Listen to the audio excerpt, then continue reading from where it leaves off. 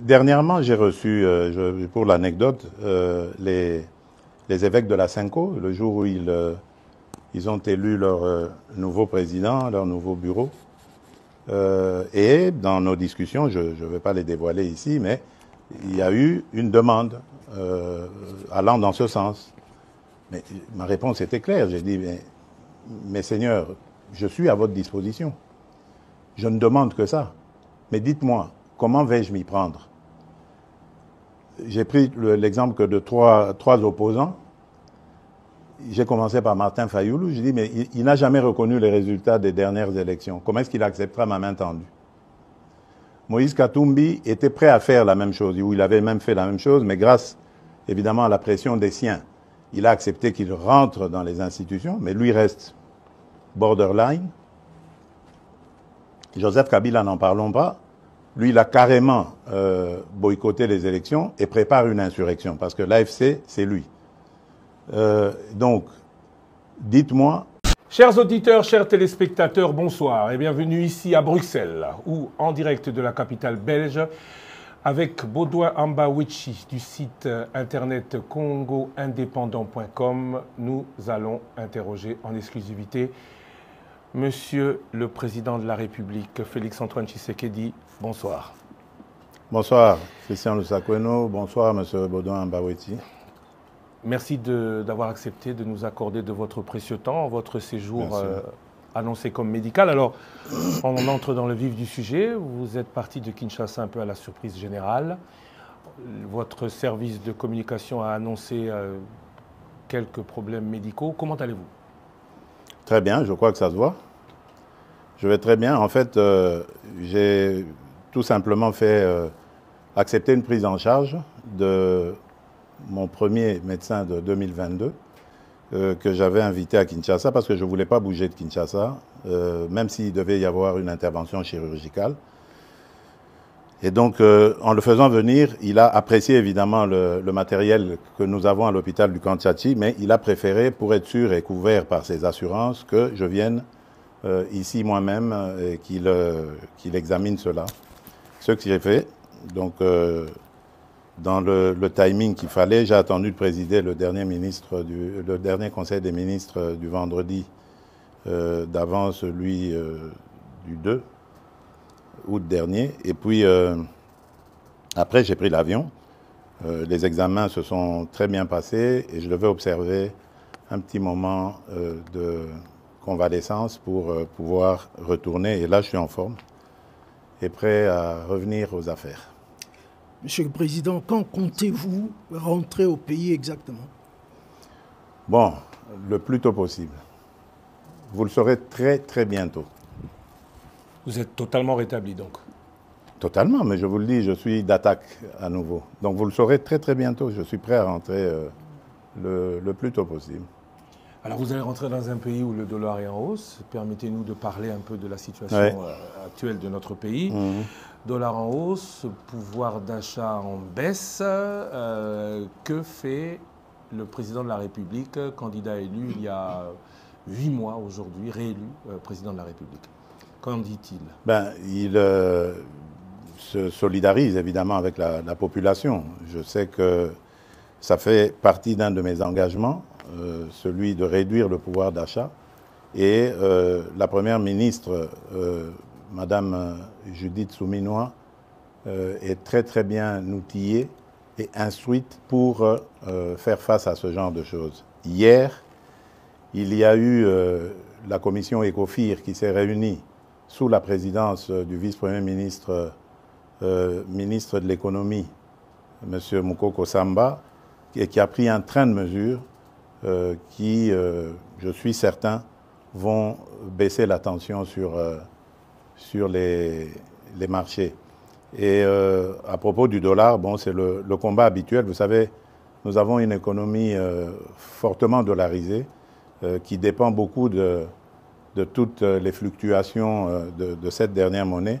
Et nous essayons de prendre des mesures assez urgentes, mais qui seront difficiles évidemment à mettre en œuvre parce qu'il faut inverser la tendance actuelle à faire dépendre notre économie de l'importation en produisant localement.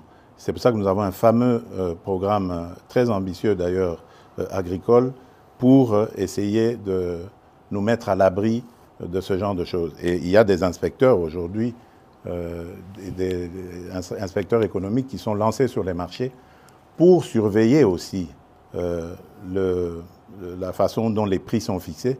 Parce qu'attention, ça peut aussi être une cause ou une raison de sabotage. Vous savez que nous sommes un pays en guerre. Nos ennemis essayent de nous déstabiliser de toutes les manières qu'ils soient. Ils le font par la guerre et peuvent le faire autrement aussi par la hausse des prix.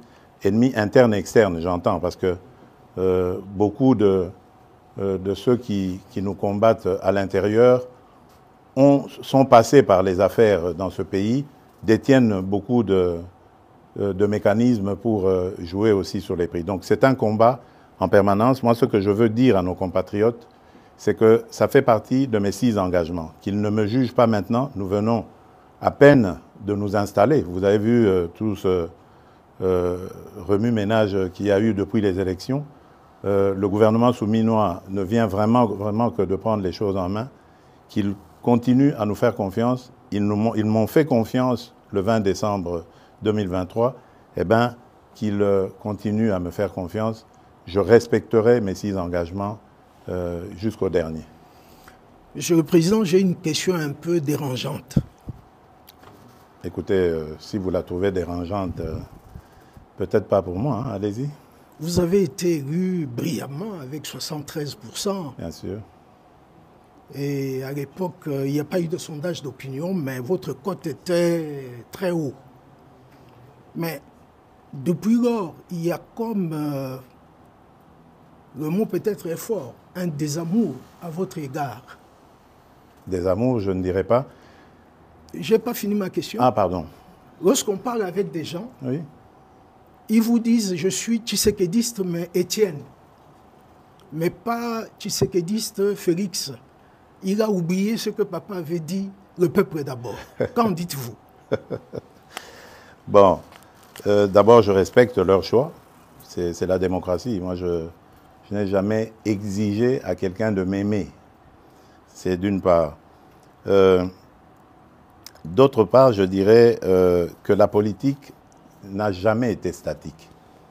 La conjoncture aussi, d'ailleurs, en conjoncture économique et autres, ça n'a jamais été statique. Tout bouge, tout est dynamique. Et donc, dans la vie d'un État, où la vie d'un État n'a jamais été un long fleuve tranquille, il y a des hauts et des bas. Surtout nous, qui sommes exposés aujourd'hui à d'autres difficultés nous imposées, comme la guerre à l'Est. Donc ça ne peut pas être facile. Mais le mieux à faire, pour moi, c'est déjà d'accepter d'affronter ces défis. Et de croire qu'on va les relever. Parce que j'y crois. Il y a de la stratégie derrière. Ne vous en faites pas. Ceux qui disent que j'ai oublié le peuple d'abord se trompent complètement. Parce que je dors et je me réveille en pensant au peuple congolais. J'en prends même sur ma santé tellement que c'est le premier de mes soucis. Donc j'espère qu'en 2028, lorsque nous ferons le bilan, ceux qui disent que je me suis éloigné de Tshisekedi Étienne auront le courage de revenir sur leurs propos. Parce que c'est ce qui se passera. Vous aviez 6 engagements. Vous avez aussi dit que vous allez monitorer le gouvernement. Bien sûr. Est-ce qu'on doit attendre 2028 pour faire le bilan? Non, non. À quand est-ce que le peuple pourra se dire, on commence à voir tout ce que le président dit et promet, à matérialiser le changement? Écoutez, notre chef d'équipe, c'est Madame Judith Souminois. Je ne veux pas lui mettre la pression. Elle est suffisamment outillée pour évaluer le travail de ses ministres et de m'en faire rapport. Et moi-même, d'ailleurs, comme vous le savez, je préside quasiment tous les vendredis, lorsque je suis au pays, les réunions du Conseil des ministres. Donc je peux suivre. J'ai un cabinet qui est très actif. qui m'accompagnent dans ce suivi. Donc, moi, j'estime la première évaluation au début de l'année prochaine. Donc, il faut peut-être s'attendre à du réaménagement gouvernemental au début de l'année prochaine. Mais bon, je le dis sous réserve de ce qu'on en pensera, la Première ministre et moi. Élection en janvier 2024, premier bilan en janvier 2025.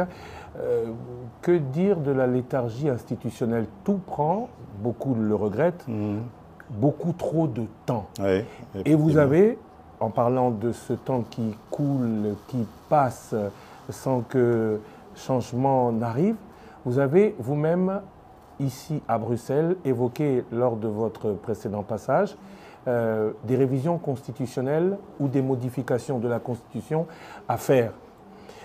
Cela a créé beaucoup de polémiques. Alors maintenant, on voudrait, si possible, que vous nous précisiez de quoi il s'agit. Est-ce que le président, comme le dit votre opposition, veut s'éterniser au pouvoir? Certains dans votre parti disent que vous êtes président à vie, ou le président a des points précis dans la Constitution qu'il vaudrait modifier, si oui, lesquels?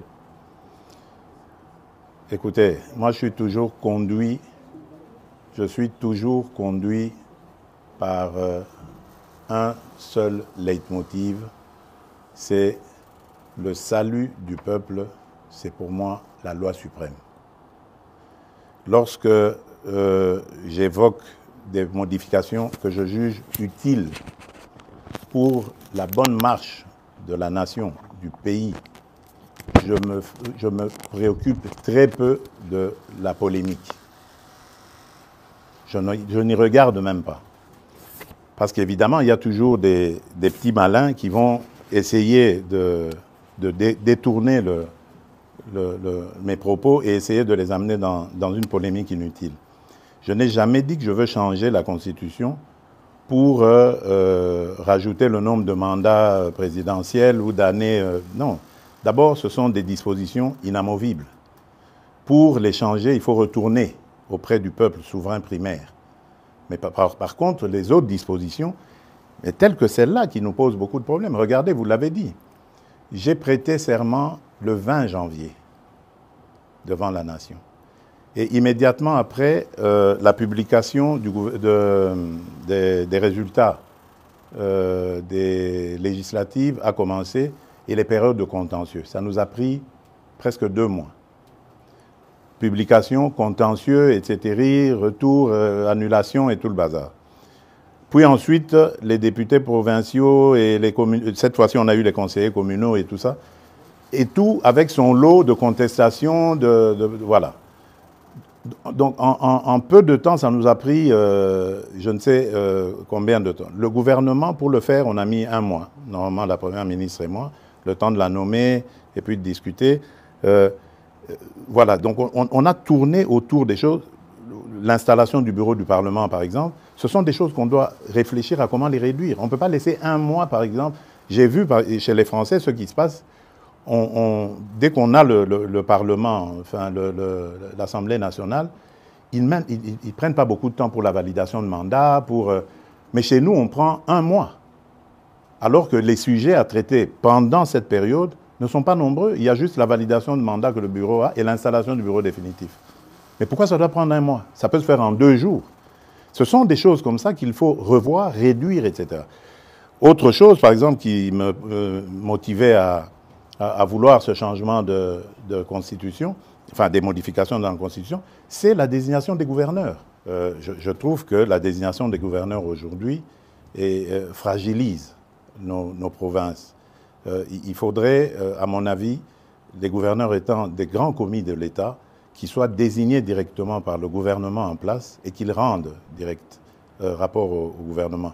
Les sanctions, on peut imaginer comment les prendre en cas de dérapage, mais lorsqu'on laisse à la vindicte des parlementaires provinciaux, des députés provinciaux, la gestion comme ça des gouverneurs, moi je crois qu'on a un problème encore de culture politique au Congo. Nous n'avons pas besoin d'aller aussi vite. Ça c'est pour les pays qui sont outillés dans la démocratie, dans la gestion de la chose publique. Nous avons encore besoin d'apprendre et on doit y aller étape par étape. La réforme sur cette éclatement de l'administration a été très très mal faite, à mon avis, et précipitamment, et il faut revoir. Voilà pourquoi moi j'ai parlé à un certain moment de réunir une grande commission nationale de plusieurs experts, une commission multidisciplinaire, qui ferait qu'on prendrait en compte tous les vrais problèmes de la nation, mais par des nationaux, pour avoir une constitution adaptée à nos vrais problèmes, pas celle qu'on a eue, qui nous a été parachutée venue des laboratoires étrangers. Voilà, on pourrait recourir à l'expérience étrangère, mais en fonction de nos expériences vécues au pays. Aujourd'hui, moi je suis désolé, mais notre pays s'éclate de plus en plus à cause de toutes ces élections provinciales et autres qui radicalisent le tribalisme, le clanisme. Aujourd'hui, vous allez, par exemple, je prends le cas de l'ex-Grand Katanga, mais vous trouverez quelqu'un, par exemple, qui a vécu à Lubumbashi, mais parce qu'il est originaire du Lualaba, on lui conteste le fait de pouvoir aspirer à quoi que ce soit à Lubumbashi. Soi-disant parce qu'il y a eu découpage et que maintenant sa place est au Lualaba. Mais qu'est-ce que ça veut dire? Le pays va volo, là. Donc on doit faire attention. Je veux bien démembrer les choses, je veux bien rapprocher l'administration le plus près possible des administrés, mais attention, je tiens à l'unité de la nation. J'en suis garant. Monsieur le Président, nous abordons maintenant la situation à l'est du pays. Oui. Aujourd'hui, c'est quasi certain que le Rwanda a relancé le M23 après le réchauffement des relations entre la RDC et l'Ouganda. Très bien. C'est acquis maintenant. Il y a eu la réunion à Rwanda, pour ne pas rentrer dans tous les détails. Il y a eu début de dialogue. Mais il y a des voix qui commencent à dire qu'il faut un peu de bon sens pour qu'on commence à négocier. Avec qui? C'est la grande question. Et mon autre question, c'est que négocier avec qui? Mais quoi? Négocier quoi? Voilà. Très bien. Écoutez-moi bien. Jamais, au grand jamais, tant que je serai président de la République démocratique du Congo, je n'aurai en face de moi la délégation du M23 ou de l'AFC, là, où je ne sais pas, pour négocier. Jamais. Ce que j'ai dit, c'est que je veux parler avec le Rwanda. Pas négocier, vous avez raison. Parler avec le Rwanda. Pour demander à M. Kagame, criminel de son État, qu'est-ce qu'il a à voir contre mon peuple? La République démocratique du Congo, à l'époque République du Zaïre, avait sauvé le Rwanda d'une plus grande catastrophe qui aurait été si nous n'avions pas ouvert nos frontières à tout ce flot de réfugiés. Malheureusement, il y a eu une certaine cécité internationale qui a permis que parmi les fugitifs, il y ait les criminels génocidaires et qu'ils soient rentrés sur notre sol avec leurs armes. On ne les a pas désarmés. Aujourd'hui, l'enfer est parti du Rwanda et est arrivé chez nous. Et on nous abandonne à notre propre sort. Évidemment, le régime criminel de Kigali en profite parce qu'il découvre que c'est une région très riche en minerais et en produits de tout genre, agricoles et autres. Et il veut en faire maintenant son espace. Et ça, nous ne disons jamais, il n'y a rien à négocier. C'est chez nous. Ce qu'ils n'ont à faire, c'est une seule chose, de plier bagage. Et si je veux parler avec le Rwanda, c'est pour ça, pour dire, bon, c'est quoi votre problème? Pour nous laisser tranquilles. Pas pour vous donner quelque chose, mais pour nous laisser tranquilles.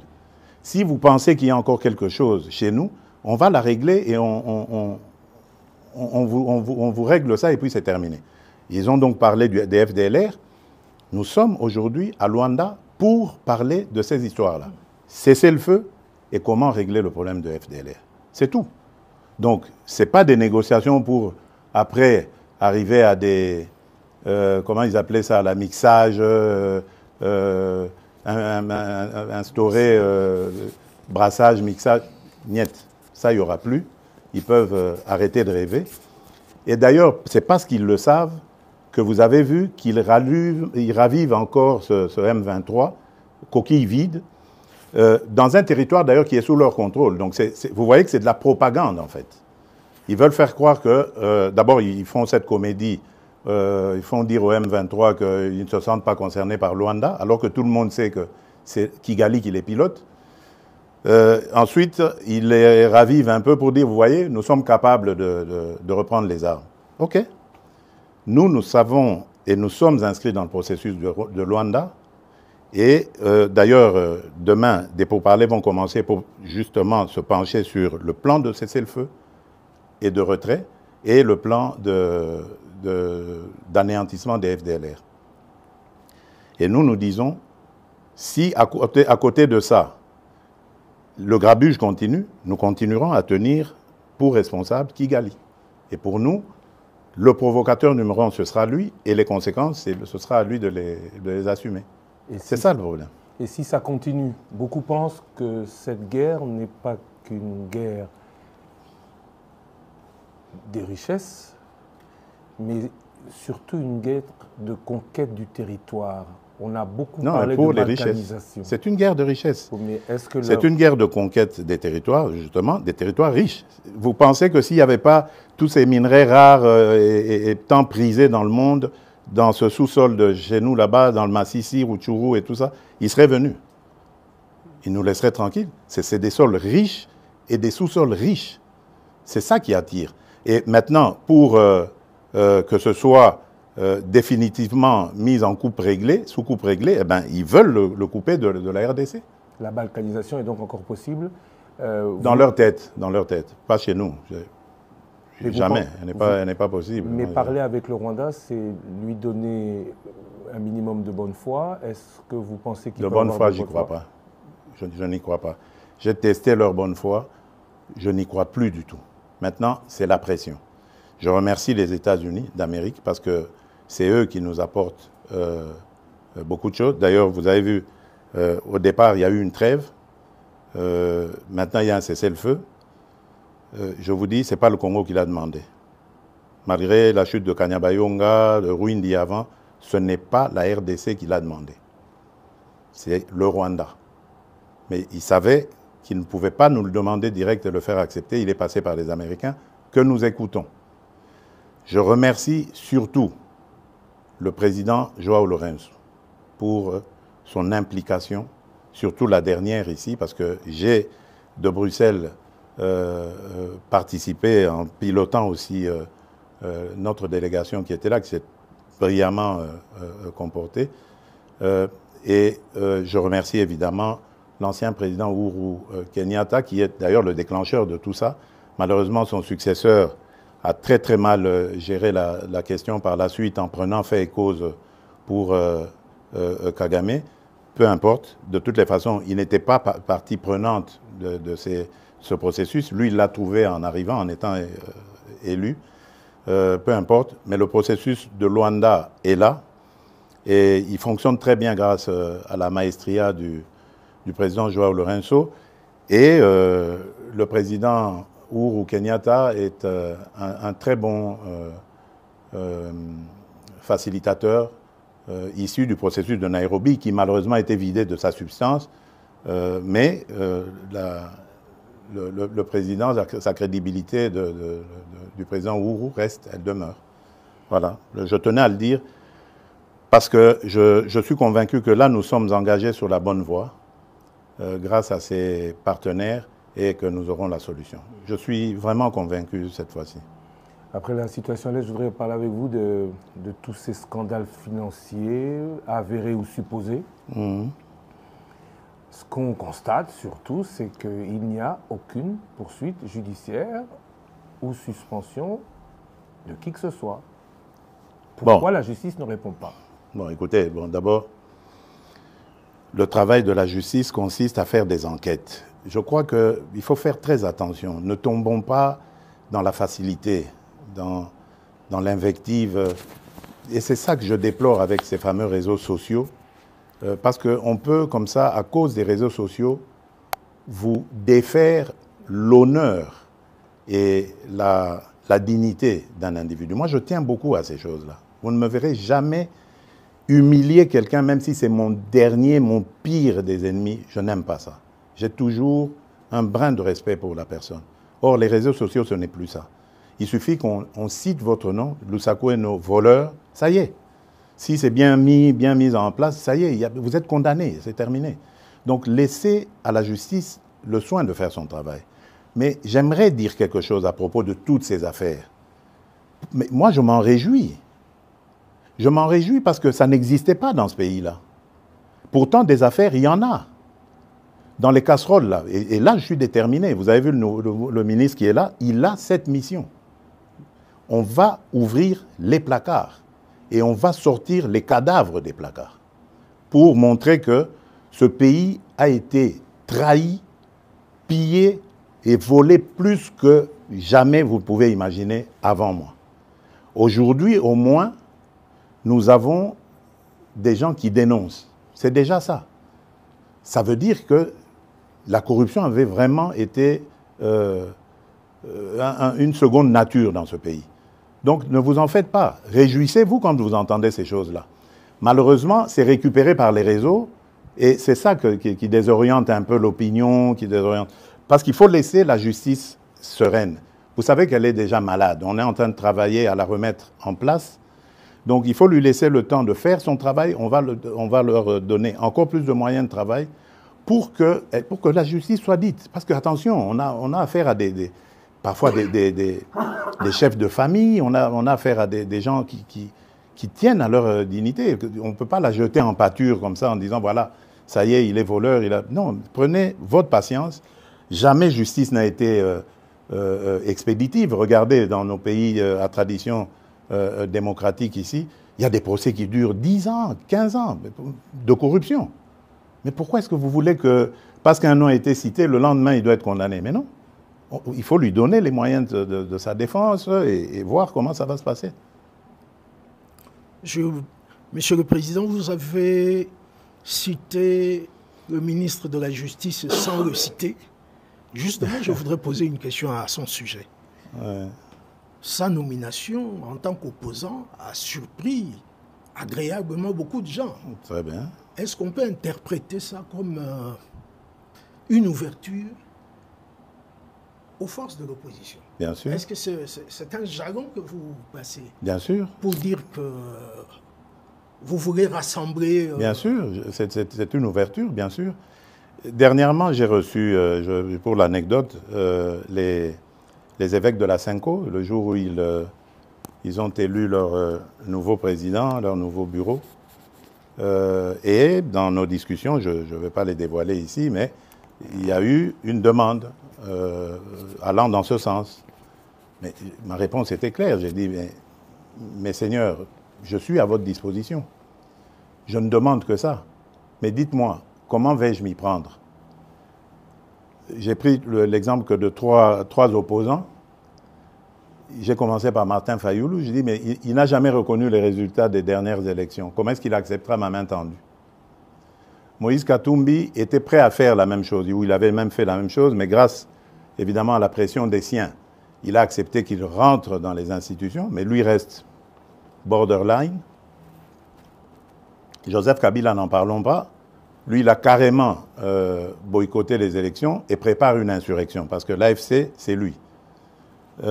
Donc, dites-moi, je fais quoi? Je n'avais pas eu de réponse. Mais j'ai parlé d'autres qui sont plus conviviaux, plus participatifs. Et je rends ici, par exemple, hommage à quelqu'un comme Adolphe Muzito et même un petit peu le docteur Mukwege aussi, qui malgré leur position d'opposants, qui font parfois de commentaires objectifs. Quand quelque chose va, ils applaudissent, ils sont contents. Le docteur Mukwege avait reçu une délégation du FONAREV encourageant, promettant de s'impliquer dans le combat du FONAREV, qui n'a rien à voir avec la politique. Ce sont nos victimes que nous voulons aider. Ce sont ces monstruosités que nous ne voulons plus revoir dans notre pays. Voilà un patriote qui se dit, au-delà de mes penchants politiques, j'y vais. J'aurais aimé que tout cela vienne se dire, on nous attaque par le Rwanda injustement, liguons-nous autour du président et combattons. Mais non, malgré ça, il y en a qui collaborent, l'AFC collabore avec le Rwanda contre la République démocratique du Congo. Moussa Mouzito, hommage à lui, lorsque nous avons terminé la 6e revue avec le FMI. Premier fait dans l'histoire de la République démocratique du Congo. Jamais les revues avec le FMI n'avaient été jusqu'à leur terme dans notre pays. C'est la première fois que ce gouvernement arrive et c'était sous la direction du ministre des Finances, Nicolas Kazadi, que l'on jette en pâture aujourd'hui. Mais Adolphe Mouzito m'a envoyé un message de félicitations. Et lui, il est très bien outillé pour savoir ce que ça signifie. Vous voyez, mais il n'est pas au gouvernement, il n'a pas de privilèges, il reste objectif. Ça, c'est des vrais hommes d'État. C'est ça que nous devons voir dans notre pays. On parle de l'opposition, je voudrais un peu parler du parti au pouvoir. Bien sûr, oui. Crise à l'UDPS, appel à la médiation du président qui est au-dessus des partis. Alors le président fait quoi? Le président dit quoi? Parce qu'il a quand même encore le cœur à l'UDPS. Bien sûr, l'UDPS c'est mon école. Et je suis issu de là. J'ai fait toutes mes classes politiques à l'UDPS. Le président n'est pas inquiet du tout. Je me réfère d'ailleurs à un terme qu'aimait beaucoup utiliser mon mentor, notre leader historique, Étienne Tshisekedi, qui appelait ça vitalité démocratique. Donc, de ce choc des mots jaillira la lumière. La seule chose que je déplore, c'est ce que j'ai dit tout à l'heure, c'est l'usage des réseaux sociaux. À l'époque, quand nous nous battions comme ça, on le faisait dans des salles entre quatre yeux ou sur le net, mais entre nous, sur nos sites, comment on appelait ça encore, là, les sites de discussion qu'on avait à l'époque, quand on n'avait pas encore ces réseaux sociaux. Et c'était bien, ça se passait, c'était chaud, bien sûr, bouillant, mais démocratique. Et ça terminait toujours par s'arranger. Et je vous promets, ça va s'arranger. Je ne suis pas du tout inquiet. C'est des choses qui arrivent. Je ne veux pas, en tout cas, que ça prenne des allures du genre de ce qu'on a vu avec les forces du progrès, que je condamne complètement. Mais je tiens à ce que... enfin, je suis sûr plutôt que les choses vont rentrer dans l'ordre. Pas de problème. Je voudrais aborder une question que vous connaissez et maîtrisez très bien, les relations avec la Belgique. Oui, bien sûr. C'est mon autre Congo. Hein, voilà, justement, en 2019, vous avez justement dit que c'est l'autre Congo pour vous. Mais, Monsieur le Président, depuis que vous êtes au pouvoir, on ne sent pas un resserrement des relations entre les deux pays. Ah, ça, je ne sais pas par quoi vous voulez le voir. Vous. Il y a une ambiance de ni guerre ni paix. Et on ne sent pas un engouement des investisseurs belges à aller chez nous. Oui, mais... Est-ce que c'est toujours le problème de climat des affaires? Je crois qu'il y a un peu des deux. Vous avez raison. Attention aussi, ce sont des gens qui doivent être sûrs de leur mise. Hein? Donc ça veut dire que quelque part peut-être que nous n'avons pas encore émis suffisamment de signaux rassurants sur le climat des affaires. D'ailleurs, pendant que je suis ici, j'ai été interpellé par un message de l'ambassadrice belge à Kinshasa sur un sujet belge qui a été victime de tracasseries d'un ancien ministre du régime passé qui était à l'urbanisme ou aux affaires foncières et qui l'a mis dans de sales draps aujourd'hui. Donc vous voyez que même les affaires d'il y a plusieurs années continuent à avoir des effets aujourd'hui. Donc nous avons peut-être un travail, et si celui-là, ce monsieur belge, vient en parler à ses amis ici, ils vont mettre la pellade douce avant d'y aller. Il y a de l'attrait, on sent que les choses bougent, mais je crois que de part et d'autre, il faut faire des efforts, surtout se rassurer. Ça, c'est d'une part. D'autre part, attention, il y a aussi une réalité en Belgique. La Belgique, il ne faut plus la voir comme l'ancienne Belgique qui était, qu'ils appelaient eux-mêmes la Belgique de papa. La Belgique, aujourd'hui, elle s'est très fortement communautarisée et même dans leur système d'exportation, de business, de commerce avec l'étranger, ils le font plus par des communautés. Donc c'est à nous aussi d'adapter notre diplomatie à ce niveau-là. Et je suis en train même de réfléchir à voir comment, avec nos compatriotes de la diaspora, avoir des diplomates qui parlent très bien le néerlandais qui parlent très bien le français, qui parlent bien l'allemand pour la région germanophone, et qui se mettent en contact justement avec ces gouvernements communautaires pour voir les rapprocher les uns après les autres. Donc, il y a un travail complet à faire. Mais quant aux relations, je vous rassure, elles sont excellentes. Il ne se passe pas, je dirais, 6 mois sans, par exemple, que le roi des Belges et moi nous passions un coup de fil. D'ailleurs, nous avons un rendez-vous programmé déjà pour septembre prochain ici en Belgique. Donc, ça se passe très bien. Au niveau du gouvernement, même chose. Celui que j'appelais affectueusement mon cousin, Alexander De Croo, nous ne rations aucune occasion pour nous appeler. Et même à chaque fois qu'on se retrouvait à l'Assemblée générale des Nations unies, la Belgique, la représentation de la Belgique organisait toujours un petit déjeuner, ou un déjeuner même d'ailleurs, auquel nous parlions de nos problèmes. Donc ça va, vraiment dans l'ensemble ça va. Et j'y tiens, je tiens vraiment encore à améliorer cette relation. Mais comme j'ai dit, nous devons faire des efforts de part et d'autre. Attention, le Congo, c'est vrai, c'est une très belle femme, très attirante, mais en même temps aussi très convoitée et peut-être pas très présentable encore. Donc nous devons soigner sa présentation. Monsieur le Président, merci beaucoup. Merci Bodoamba Wechi du site Internet Congo Indépendant d'avoir été avec nous aujourd'hui pour cette émission exclusive. Merci à vous. Bon retour. Soki Okoye Bisso, il faut quand même qu'on termine en lingala pour les Congolais qui nous suivent, même si le lingala de M. Ambawichi est peut-être un peu mieux élaboré que moi, encore que j'en doute. Moi, je crois que oui. Vous rentrez aux Ozonga, Kinshasa, Kisangani vous a attendu. Est-ce qu'on va vous y voir? Vous aviez dit l'intérieur du pays, vous allez beaucoup pratiquer pendant ce deuxième mandat. Quel est votre programme une fois de retour au pays? Oui, bon, nakozonga mboka, en tout cas, na mikolo mike, bangonga mike kutu na koloba, o ezali liboso awa. Kisangani nakozonga, po nalingaki kutu na sacrifier likambo ya santé, po nakende Kisangani nazana le 2 août. Mais nzoto nde esengaki abandon. Yango nabi nasala yango, po na Kisangani biloko akosala ezalaki. Aéroport à Bamboka, centrale électrique, na solaki déjà na DG à SNEL, na lingi, likambo centrale électrique wane sila, na kokite lango, na kende kotala. Na mwa makambo ebele, surtout babitumba wana ya bandeko na biso, ba mbole na balengola, na lingi koyoka makambo wana na mboka na biso te. Na okende kotala yango, pembeni na tala, et puis surtout ko remercier peuple na biso ya Kisangani, ndenge ba yambaka biso, pe ndenge ba votaka biso. Donc nakozonga. Et puis nakozonga na mois d'août awa. Eza lisusu molaite tokozonga pe na mama parce que sengelaki tokende na mama na le 2 août.